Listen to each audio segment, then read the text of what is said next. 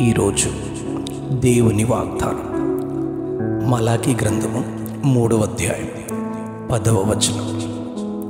పట్టజాలనంత విస్తారముగా దీవెనలు కుమ్మరించెదను. పట్టజాలనంత విస్తారముగా దీవెనలు కుమ్మరించెదను. ప్రవక్త అయిన మలాకీ ఇశ్రాయేలీయులను గూర్చి ఈ వచనాన్ని చెబుతూ ఉన్నారు.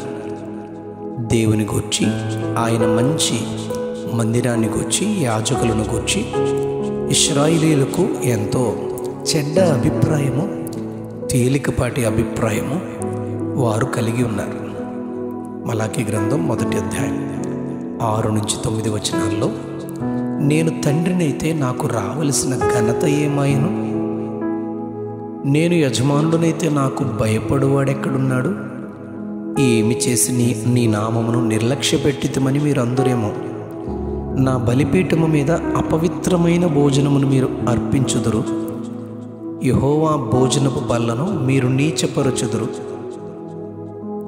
గ్రుడ్డిదానిని, కుంటిదానిని, రోగము గల దానిని అర్పించిన ఎడల అది దోషము కాదా?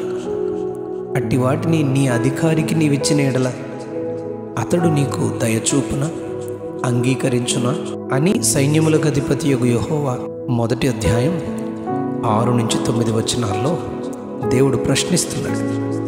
2వ అధ్యాయం 1-2 వచనాల్లో, మీరు ఆ ఆజ్ఞను ఆలకింపక నా నామమును ఘనపరుచున్నట్లు మనఃపూర్వకముగా దానిని ఆలోచింపకయు ఉండిన ఎడల నేను మీ మీదికి శాపము తెప్పించి మీకు కలిగిన ఆశీర్వాద ఫలమును శపింతును అని హెచ్చరిస్తున్నాడు.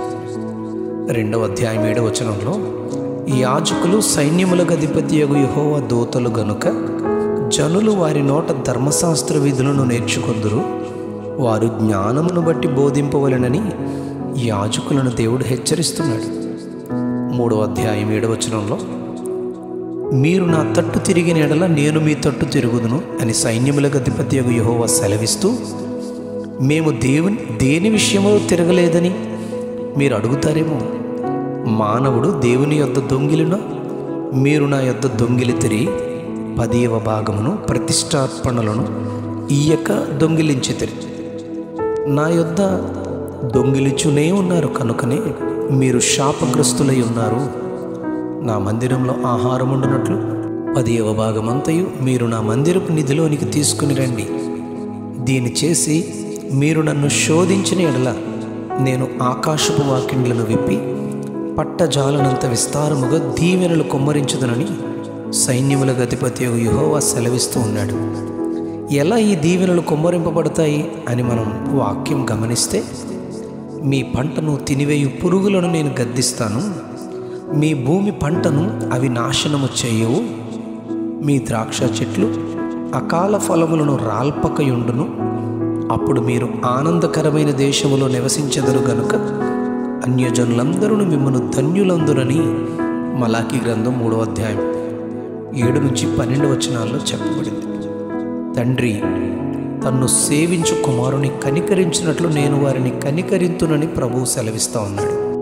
2వ కొరింథీ పత్రిక 9వ అధ్యాయం 6 నుంచి 8 వచనాల్లో, కొంచెముగా విత్తువాడు కొంచెముగా పంట కోయును, సమృద్ధిగా విత్తువాడు సమృద్ధిగా పంట కోయునని చెప్పబడింది.